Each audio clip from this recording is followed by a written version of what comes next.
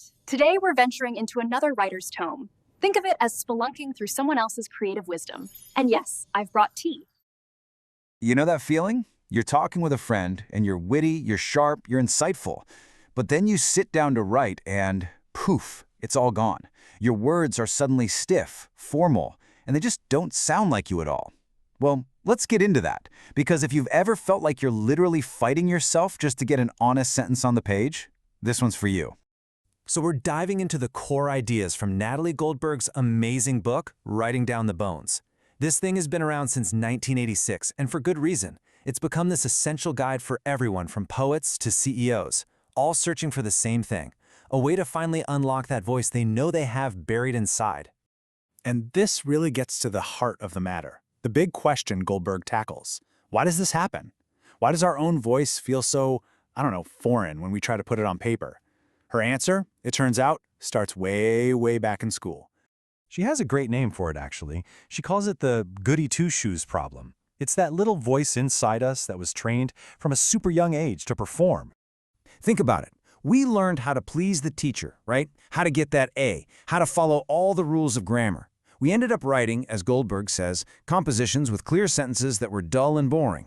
We basically squeezed all the life out of our writing because we were just trying to give some authority figure what we thought they wanted. We weren't writing to figure things out for ourselves, we were writing for a grade.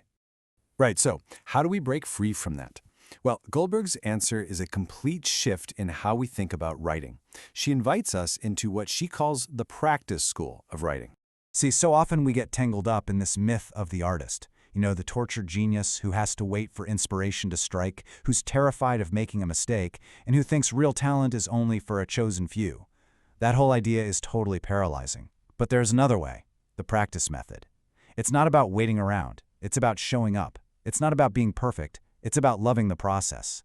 It's about training yourself to write through that feeling of not wanting to, knowing that your ability grows with simple, consistent effort. So what is writing practice really? Goldberg gives us this brilliant analogy. Think of it just like running. A runner doesn't wait to feel deeply inspired before they go for a run on a cold, rainy morning. They just go. They do it whether they feel like it or not. They train their body and their mind to push through that resistance.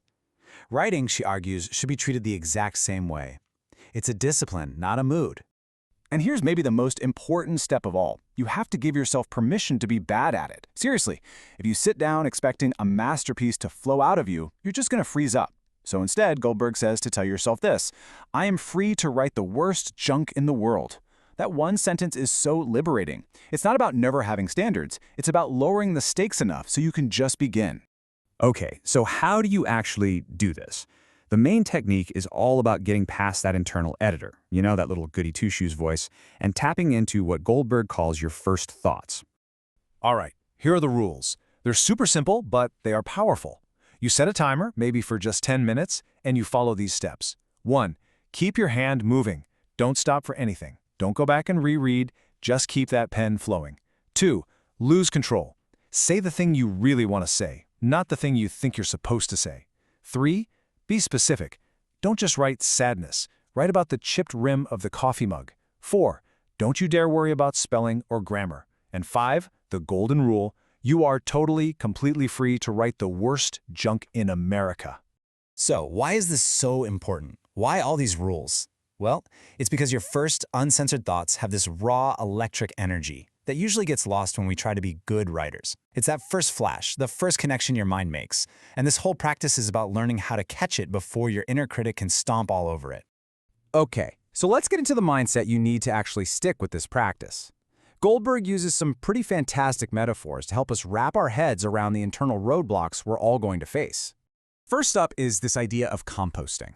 You know how you can't really write about a big life event while you're still in the middle of it? You just don't have any perspective. Goldberg says our experiences, the good, the bad, the boring, are all like kitchen scraps. They need time to just sit there, to decompose, and eventually they'll turn into this rich, fertile soil. Trust that all the junk in your life is just future story material. Just be patient. Next, let's talk about resistance. That voice that says, ugh, I don't want to write, or I'm no good at this. Goldberg says that wrestling with that voice is like fighting tofu. It's just this dense, bland, unsatisfying struggle. You get absolutely nowhere. So the key is don't engage. Don't fight the tofu. Just notice the feeling and start writing anyway. And this all leads to the kind of mindset we want to cultivate, that of a writing warrior. A warrior stands steady. They notice the distractions, the fear, the self-doubt, that inner critic yapping away. They acknowledge them without judgment, and then they get right back to the work. It's really about having the courage to just show up and be real on the page, again and again. So, after all this practice, all this composting, and not fighting tofu, what's the point? What's the end game here? Where does this whole path actually lead?